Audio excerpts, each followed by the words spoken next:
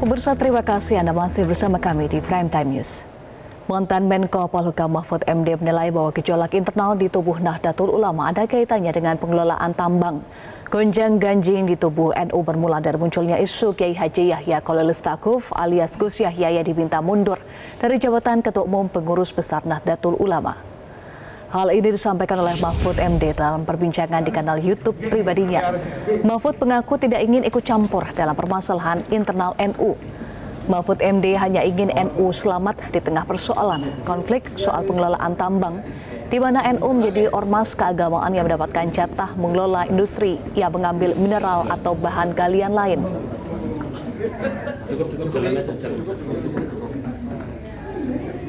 Saya tidak akan mendukung siapapun dari kedua pihak. Saya hanya ingin NU ini selamat.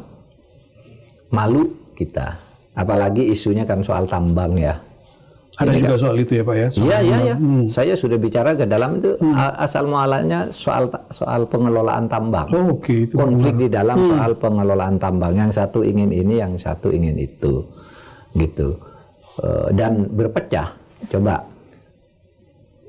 Katib Am itu sekjen, Katib Am Suriah yang membantu Kiai Miftah itu tidak mau tanda tangan suratnya Gus Miftah. Kiai Said ini? Kiai Said. Ya. Nah ini Gus Yahya yang mau membuat surat juga tidak mungkin ikut ditandatangani oleh Gus Ipul karena Gus Ipul ikut Kiai Miftah. Sekjennya Gus Ipul tadi ya? Iya, kan akan macet kan? Iya. Akan macet. Oleh sebab itu, menurut saya kenapa sih tinggal setahun, sudahlah lupakan itu semua bersatu.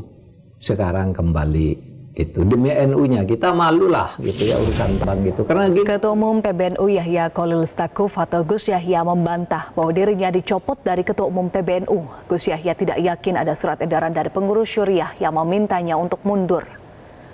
Bertempat di kantor PBNU Jakarta, Ketua Umum PBNU Gus Yahya membantah dirinya sudah tidak lagi menjabat sebagai Ketua Umum per hari ini, Selasa 26 November 2025. Gus Yahya justru meragukan surat edaran dari pengurus Syuriah karena sumber dan syarat sebagai sebuah dokumen resmi tidak terpenuhi. Gus Yahya juga tidak yakin bahwa surat pemberhentian itu dari Syuriah karena selama ini tidak pernah menerima secara langsung.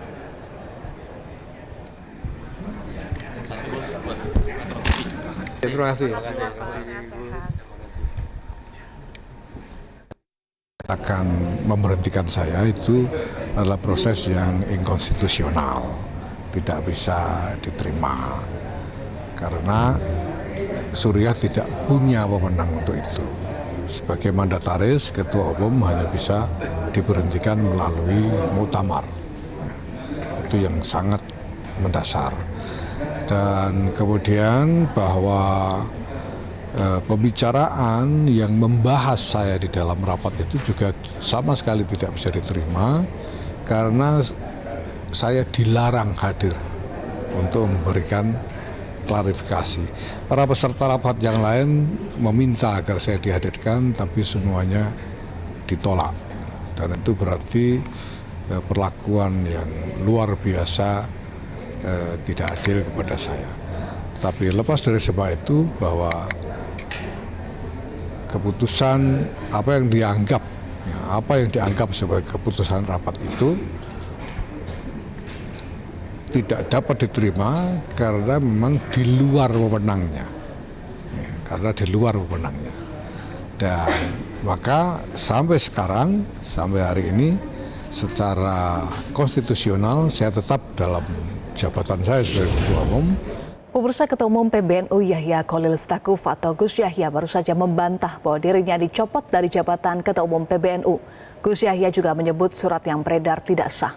Untuk membahasnya sudah bergabung bersama kami Presidium MLB NU dan Pengasuh Pesantren Bina Insan Mulia Kiai Haji Imam Jazuli dan analis politik Adi Prayitno. Assalamualaikum, selamat malam Kiai Imam dan Mas Adi. Waalaikumsalam warahmatullahi wabarakatuh. Saya ke Pak Kiai dulu. Pak Kiai Imam, beredar isu pemecatan Ketum PBNU Gus Yahya melalui surat edaran yang diteken oleh Wakil Rois Am. Tetapi beberapa jam yang lalu, Gus Yahya menyebut bahwa surat itu tidak sah. Sejauh mana kebenaran dan keabsahan soal surat edaran itu? Assalamualaikum warahmatullahi wabarakatuh. Saya kebetulan tadi sudah mengkonfirmasi ke Kiai Tajul Mafakhir terkait surat dari Syuriah. Dan beliau menyampaikan bahwa surat itu memang sudah dikeluarkan oleh Syuriah, sudah ditandatangani juga oleh wakil ketua Syuriah dan juga khatib ya di sini. Cuma memang yang dipermasalahkan ini kan masih berupa draft. Belum keluar suratnya melalui Dikdaya, satu aplikasi yang digunakan oleh PBNU. Nah, saya menanyakan kenapa surat ini tidak bisa keluar melalui aplikasi Dikdaya, ini karena ada sabotase.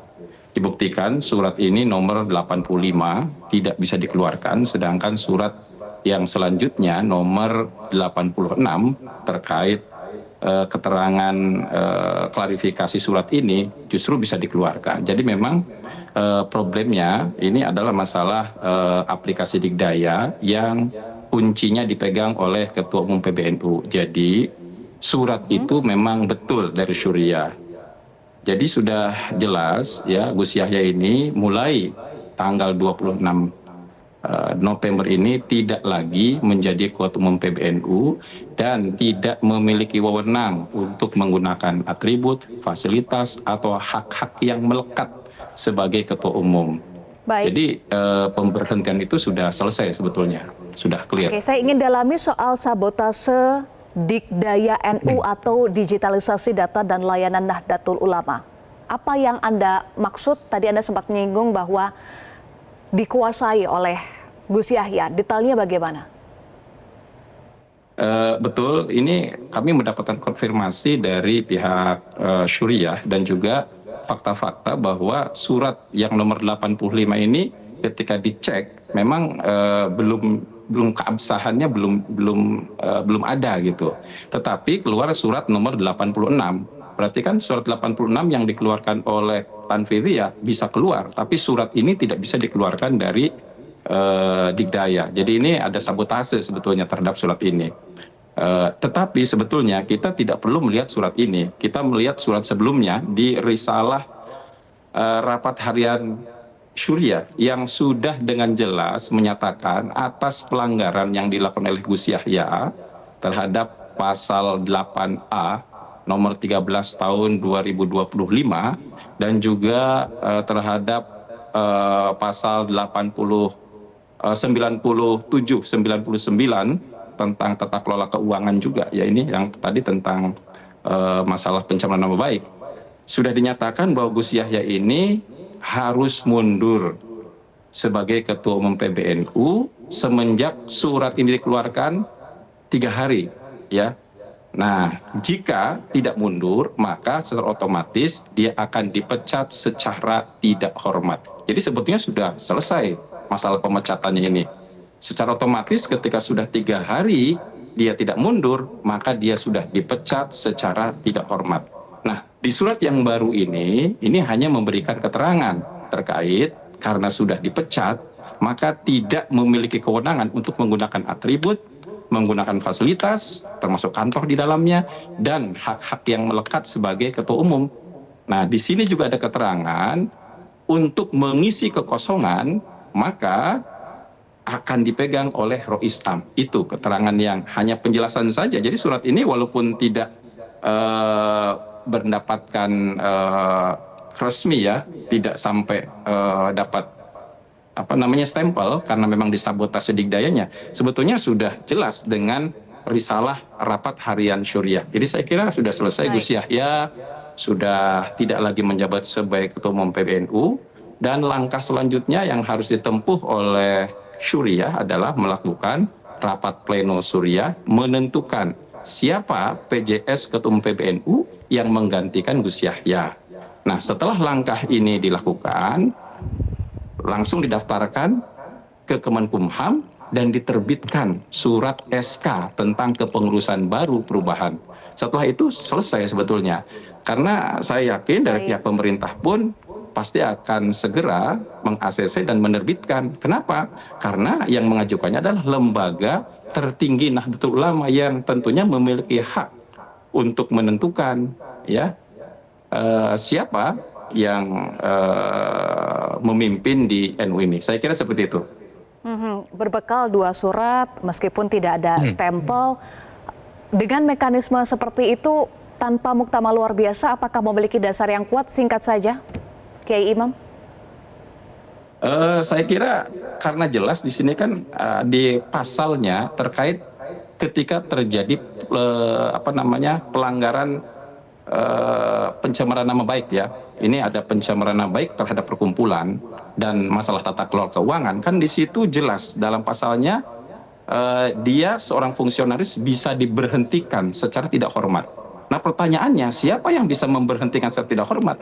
Ya tentu lembaga tertinggi NU yang dipegang oleh Rois Am. Jadi sudah selesai sebetulnya di sini, ya. Baik, saya ingin ke Mas Adi. Tidak perlu muktamar luar biasa lagi ini, kecuali kalau nanti mau diturunkan dua-duanya butuh muktamar luar biasa gitu. Kalau untuk menurunkan tanfidiyah ini cukup dengan Rois Am dan lembaga syuriah saja, saya kira. Baik. Itu. Ini kan jelas pelanggarannya sudah jelas. Silakan ditanggapi, tidak perlu muktamar luar biasa. Apa kemudian konsekuensi akan muncul pasca pemecatan Ketum PBNU oleh Rois Am tanpa muktamar luar biasa?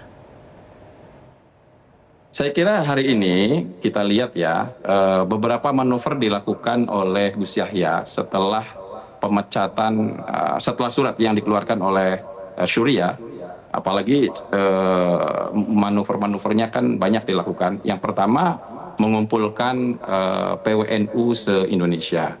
Tapi faktanya yang datang kan cuma 11, yang lain tidak datang. Yang kedua melakukan manuver lagi, mengumpulkan 76 alim ulama yang diundang. Tapi yang datang kan cuma 5. Artinya legitimasi Gus Yahya sebagai ketua umum telah hilang gitu. Ya. Jadi sudah tidak diakui lagi oleh para alim ulama sebagai pemegang utama di NU ataupun oleh struktural. Jadi kultural dan struktural sudah tidak mengakui lagi Gus Yahya. Sebetulnya sudah sangat lemah Gus Yahya ini. Oke, saya ingin Mas Adi yang menanggapi. Baik, kami sudah tangkap poinnya. Silahkan ditanggapi Mas Adi tadi terkait dengan tanpa muktamar luar biasa, apa konsekuensi yang muncul pasca pemecatan Ketum PBNU oleh Rois Am? Ya, saya kira memang sampai detik ini publik yang tentu saja melihat persoalan konflik internal PBNU ini kan memasuki babak yang kedua. Kalau babak pertama kan setelah keluar risalah harian dari Suriah yang kemudian meminta mundur, kalau itu tidak dilaksanakan akan terjadi pemecatan secara otomatis. Memang ada kesan di situ Gus Yahya sebagai ketua umum PBNU kan melakukan perlawanan. Misalnya tadi sudah disebutkan oleh Kiai Imam mengumpulkan PWNU di Surabaya, kemudian mengumpulkan kiai-kiai misalnya di Jakarta beberapa waktu yang lalu. Itu tentu sebagai bentuk perlawanan yang dibaca oleh publik untuk menganulir bahwa putusan yang kemudian bagian dari risalah Suriah itu dianggap tidak memiliki legal standing apapun. Jadi kalau hari ini misalnya sudah mulai beredar bahwa Gus Yahya sebagai ketua umum PBNU itu dinyatakan dipecat, tidak boleh lagi menggunakan atribut, tidak lagi boleh menggunakan nama dan simbol yang terkait dengan PBNU, dan pada saat yang bersamaan Gus Yahya mengatakan itu adalah surat yang dinilai tidak legitimate dan tidak sah. Bagi publik tentu saja yang melihat dari jauh ini adalah semacam perlawanan jilid kedua yang sepertinya ingin Gus Yahya tunjukkan, yang tentunya tidak akan melepaskan bagaimana posisi sebagai ketua umum PBNU, ya tentu harus sesuai dengan muktamar. Itu kan yang dibaca oleh publik. Nah, tinggal kita tunggu bagaimana pertarungan babak yang selanjutnya. Kalau kita mendengarkan apa yang disampaikan oleh Kiai Imam tadi, ya mungkin nanti Rois Am ataupun Suriah akan segera menunjuk siapa PJS untuk menggantikan Gus Yahya sebagai ketua umum yang kemudian akan didaftarkan ke Kemenkumham. Dan pastinya kita juga akan menunggu apakah Gus Yahya pada level kalau sudah ada PJS dari Suriah misalnya akan berdiam diri atau justru akan ada perlawanan yang selanjutnya, yang saya kira ini juga sebagai bentuk bagaimana Gus Yahya masih ingin menganggap dirinya itu sebagai ketua umum yang sebenarnya sekalipun sudah ada surat edaran dari Suriah itu dianggap tidak memiliki legal standing dan tidak absah. Tapi bagi saya Eva secara prinsip ya, kalau saya sih sebenarnya yang selalu ngaku-ngaku NU sejak di kandungan ya, berharap semoga ada islah sih sebenarnya di antara dua belah pihak ini, karena apapun judulnya NU ini adalah organisasi ya, ormas Islam terbesar di Indonesia yang saya kira hubungan sosialnya itu adalah hubungan antara santri dengan santri atau hubungan kiai dengan kiai ataupun antara hubungan kiai dengan para santri. Jadi sekalipun ada resistensi, ada konflik, ada gejolak yang cukup luar biasa, tentu yang perlu disampaikan ke publik itu adalah bagaimana ada musyawarah, duduk bersama, bahwa Baik. persoalan-persoalan yang ada ini ya bisa selesai, bisa tuntas, dan ada titik temu untuk menyelesaikan persoalan ini hingga tuntas. Karena kalau berlarut-larut Baik. semacam ini, masing-masing pihak mengklaim paling legitimate, paling sah, dan kemudian paling absah sebagai pengurus NU hari ini, ya tentu Baik. ini konfliknya akan berkepanjangan dan dikhawatirkan ini akan berdampak pada muktamirin yang ada di daerah-daerah. Kita nantikan titik temu dari konflik ini. Terima kasih Kiai Imam dan Mas Adi sudah bergabung bersama kami. Jelajahi cara baru mendapatkan informasi. Download Metro TV Extend sekarang.